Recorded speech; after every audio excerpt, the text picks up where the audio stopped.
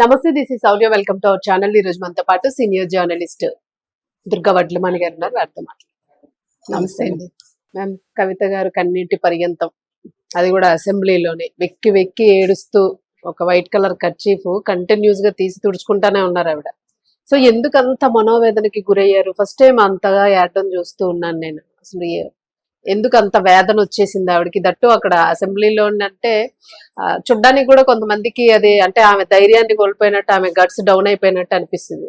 So దీన్ని మనం ఎట్లా తీసుకోవచ్చు? ఎందుకు అంత హట్ అయ్యారు? అంటే ఆడవాళ్ళకు ఉండే ఒక అస్త్రం ఇది, నన్ను అడిగితే. అంతే అంటారు? నాకైతే ఇప్పుడు ఏమో భావోద్వేగాలు ఉంటాయి, కాదని నేను అంటలేదు.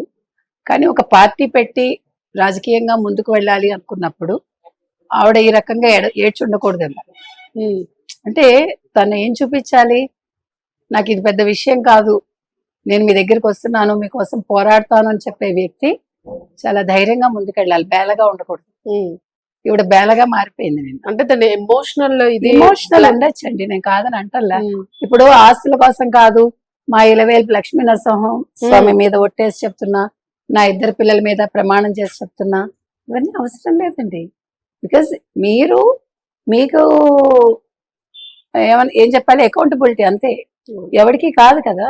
ఇప్పుడు మనం ఒక నిర్ణయం తీసుకున్నా కదా, అది మంచి చెడు మందే, మనం ఎవరికి ఆన్సర్ ఇచ్చుకోకర్లా. మీరు ప్రజల కోసం బయటకు వచ్చాను అనుకుంటున్నారు, సరే మీ కుటుంబాన్ని వదిలేసి మీరు వచ్చారో వాళ్ళు పంపించారో జరిగింది. అంటే మీరు కనుక గమనిస్తే కనుక అయితే ఇది కవితే కాదు, అటు షర్మిలే కాదు, అటు చూస్తే సుప్రియా సూలే మహారాష్ట్ర, తర్వాత ఇప్పుడు ఇంకా చాలా మంది ఆడవాళ్ళు.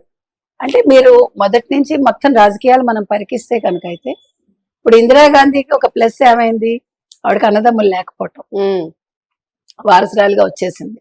అదే ఒక అన్నో తమ్ముడో ఉండుంటే తెలియదు మనకి. అవును. ఇప్పుడు ప్రియాంక గాంధీ, రాహుల్ గాంధీ వల్ల ప్రియాంక గాంధీ రాలేదు. ఫస్ట్ ప్రియాంక గాంధీ పేరు వినిపించేది, ఇప్పుడు మళ్ళా ప్రియాంక గాంధీ కావాలంటున్నారు. అంటే ఇది ప్రతి కుటుంబంలోనూ జరుగుతుంది. మనది పితృస్వామ్య వ్యవస్థే, కాదనడానికి లేదు. ఈవెన్ కేరళ లాంటి చోట్ల మీకు అసలు అంత మాతృస్వామ్య రాష్ట్రం అంటారు. ఇప్పుడు మాతృస్వామ్యం నాకు తెలిసి లేదు, కమ్యూనిస్టులు వచ్చాక పితృస్వామ్యానికి మారినట్టే నా లెక్క. అక్కడ ఉన్నంత నిరుద్యోగం, అక్కడ మహిళల మీద జరిగే అత్యాచారాలు, అవన్నీ చాలా ఎక్కువ తెలుసా మీకు, అంత ఎడ్యుకేటెడ్ ఉండి కూడా. కాబట్టి మహిళలు అన్న వాళ్ళు, ఇప్పుడు నేను రాజకీయాల్లోకి వస్తానని అనుకోలేదు, నిజామాబాద్ వాళ్ళే నన్ను నిల్చోబెట్టారు, అట్లా ఎట్లా నిల్చుంటారు? అవును. ఇప్పుడు నాకు ఇష్టం లేని పని నేను చెయ్యను కదా. నా తండ్రికి ఫస్ట్ అతను ఎవరు ఫెర్నాండెస్ గారితో నేనే భేటీ కల్పించాను. అదేంటది కేసీఆర్ కి లేదా? నమ్మశక్యంగా ఉండాలిగా ఇలాంటివి. ఒక తెలుగుదేశం పార్టీలో ఉండి, ఒక అసెంబ్లీకి పనిచేసి, కేంద్ర మంత్రిగా పనిచేసిన వ్యక్తికి మీరు ఇప్పించటం ఏంటి? అంటే కొన్ని వినటానికి చాలా అబ్సర్డ్ గా ఉంటాయి. భానుమతి గారికి సినిమా యాక్టర్ అప్పట్లో, ఆవిడకి పద్మశ్రీ నేను ఇప్పించాను కె రామలక్ష్మి అంది. కె రామలక్ష్మి గారు ఇప్పించటం ఏంటి? భానుమతి గారిని అంటే ఏ రాష్ట్రపతికి నచ్చదు ఆవిడ. అది నేను అనేది ఏంటంటే, మనం ఒక దశకు వచ్చాక మనం ఏం మాట్లాడుతున్నామో తరచి చూసుకోవాలి. నేను చాలా మంది తెలంగాణ ఆడపడుచులకు భావోద్వేగాలు ఉంటాయి, ఇవంటూ చాలా మంది మాట్లాడారు అనలిస్టులు, ముఖ్యంగా అధికార భావోద్వేగం ఆడవాళ్ళకి కామన్ గా భావోద్వేగం ఉంటుంది, ఉట్టి తెలంగాణ వాళ్ళకి. ఉత్తి తెలంగాణ తెలంగాణ ఆడపడుచులు అనేది ఏ ఆడపడుచుకైనా ఏడుపు వస్తుంది, ఎందుకు రాదు? కాకపోతే ఏంటంటే మిమ్మల్ని మీరు కంట్రోల్ చేసుకోవాలి, because you want to lead a group. అది నేను అనేది. మీరు ఒక పార్టీని లీడ్ చేయాలనుకుంటున్నప్పుడు, ఇప్పుడు అసలు రాజకీయంగా రావడం ఎందుకప్పుడు? మొదటి నుంచి నన్ను అణిచేశారు, ఉద్యమంలో నేను చాలా పని చేశాను. నాకు ఒక్కటి అర్థం కాదండి, ఇప్పుడు ఈవిడనే కాదు ఎవరమైనా, ఇప్పుడు మీరు ఒక రాష్ట్రం కావాలని పనిచేశారు, మీ తండ్రితో కలిసి కష్టపడ్డారు, మీరు ఏది ఆశించకుండా పని చేస్తారా, ఏదైనా ఆశించి పని చేస్తారా? సాధారణంగా ఉద్యమం కోసం చేసేవాళ్ళు ఖచ్చితంగా రాష్ట్రం కావాలని పోరాడే వాళ్ళు అయితే ఏది ఆశించరు, ఫలితం మాత్రం. ఎంతో మంది స్వాతంత్ర ఉద్యమాల్లో పాల్గొన్నారు, పదవులు ఆశించారు. ఈ రోజు పెన్షన్ లేని వాళ్ళు బోల్డ్ మంది ఉన్నారు, వాళ్ళని పట్టించుకోని వాళ్ళు ఉన్నారు. మీ కుటుంబం రాజకీయాల్లో ఉండకూడదు కదా. ఇవాళ హరీష్ రావు మీద పడి ఎందుకు ఏడుస్తుందో నాకు అర్థం కాల. గుంట నక్క అంటుంది, నమ్మకండి అంటుంది, అయినా నీ తండ్రి అతన్నే కదా ఫ్లోర్ లీడర్ చేశారు. ఈ రోజు నిజమైన మాస్ లీడర్ ఎవరంటే హరీష్ రావు, మీరు ఒప్పుకున్నా ఒప్పుకోకపోయినా. కవిత సభ పెడితే ఎంతమంది వచ్చారు చెప్పండి నాకు. మీరు ఇవాళ సిద్దిపేట వెళ్ళి చూడండి, హరీష్ రావుకు ఉండే క్రేజ్ ఏంటో తెలుస్తుంది. అవునవును అవును. అతను ప్రజల్లోంచి వచ్చాడు. మావైతే ఫస్ట్ నుంచి ఉన్నాడు ఆయన. అవును. ఆయన ట్రబుల్ షూటర్ కాదు, బబుల్ షూటర్ అంటుంది. మరి ఎందుకు కేటీఆర్ ఎందుకు తిట్టావు నువ్వు? కేటీఆర్ చేసిన తప్పులు లేవా? ఇవాళ తండ్రి మీద కూడా ధ్వజం ఎత్తింది ఆవిడ. ఆవిడ ఏమందంటే తండ్రిని తెలంగాణలో ఏం పీకి కట్టామని జాతీయ స్థాయిలో పీకుతామంటూ బీఆర్ఎస్ గా మార్చారు. తండ్రిని ఎవరైనా ఇలా మాట్లాడతారా? తండ్రిని ఎవరైనా ఇలా మాట్లాడతారా? యాక్చువల్ గా కేసీఆర్ గారు ఏదైనా కానివ్వండి కానీ చాలా లాస్ట్ వరకు చాలా ప్రొటెక్ట్ చేసుకుంటూ వచ్చారు పిల్లలిద్దరిని. ఆయన మాట్లాడలేదు, ఒక్క మాట మాట్లాడలేదు. బిఆర్ఎస్ అంటే కూతురు తప్పు చేసినా మాట్లాడలేదు ఆయన. మీరు గమనించండి, ఇవాళ ఆస్తుల కోసం కాదు అని ప్రమాణం చేసింది ఆవిడ.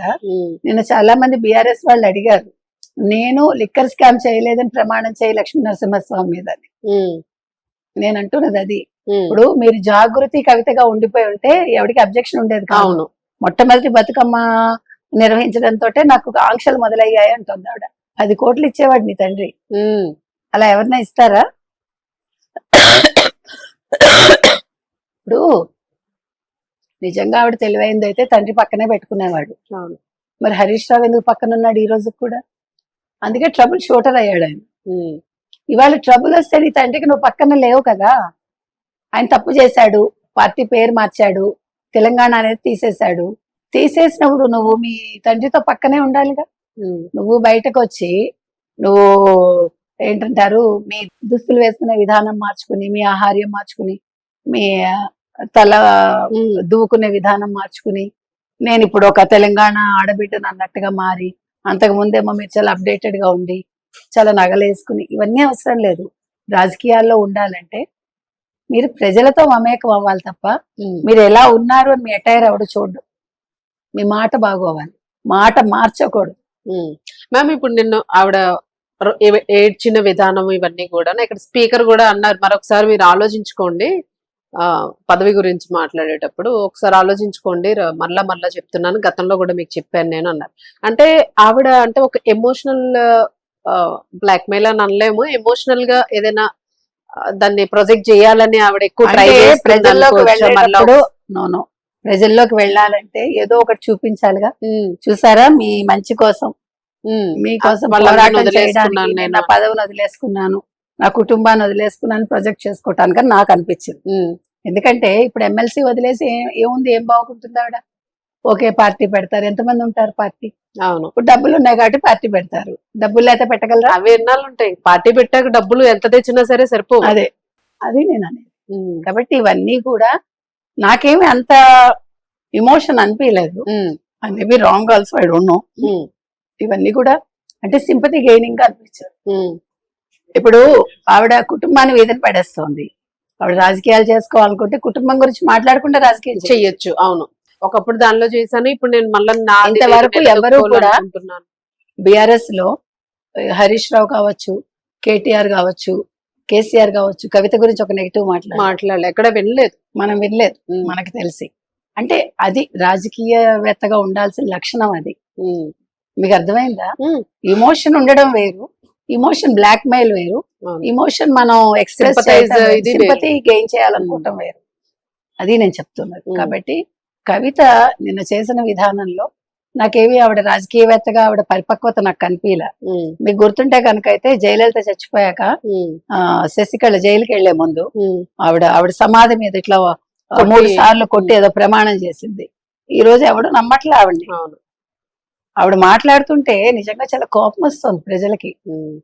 ఎందుకంటే ఆవిడ జయలలితని అనుకరించింది. ఆవిడ బొట్టు పెట్టుకోవడం దగ్గర నుంచి డ్రెస్సింగ్. ఇప్పుడు ఆవిడ జయలలితకి ఏ కలర్ ఇష్టమో అదే కలర్ చీరలు కడుతోంది. ఆవిడ ఏ మెటీరియల్ కట్టుకుందో అవే కడుతోంది. గార్డెన్ వర్ వెళ్ళినా ఏదో నాకు గుర్తులేదు. మీకు నేను చెప్పింది అర్థమైంది కదా. ఆహార్యం మార్చినా లేకపోతే మీ మేకప్ మార్చినా ప్రజలు మిమ్మల్ని గుర్తించరు. అక్కడ జయలలిత చావుకి ఇంతవరకు సమాధానం దొరకలేదు, అపోలోలో ఫుటేజ్ దొరకలేదు, ఇప్పటి వరకు ఎవడూ మాట్లాడలేదు. అది నేను చెప్తున్నది. అందుకని ఇవాళ ఈవిడ కూడా అలాగే చేస్తున్నారు. ఇప్పుడు మహిళలు అంటే రాజకీయాలకు వస్తారు, వీళ్ళ కుటుంబాలకి వీళ్ళు ఒక ఏంటి తలకు మించిన భారం అని ఎవరు అనుకోకూడదు. ఉమ్, వీళ్ళకి రాజకీయాల చేత కాదు, రాజకీయం చేయాలనుకుంటారు, కుటుంబ పరువుని వీధిలో పడేస్తారు అనే మాట రాకూడదు. ఉమ్, కాబట్టి చూద్దాం, ఆవిడ పార్టీ పెడతానంటోంది. పార్టీ పెట్టాక అది ఏ రకంగా వెళ్తుంది. తర్వాత ఆవిడ ఇంకొక మాట కూడా నిన్నంది, నేను మళ్ళీ అసెంబ్లీకి వస్తాను ఉమ్, అంటే పార్టీ పెడతానంటే ముఖ్యమంత్రి అవుతానని అనుకుంటోంది ఆవిడ. ఉమ్. ఈవిడ చంద్రబాబు నాయుడు ముఖ్యమంత్రి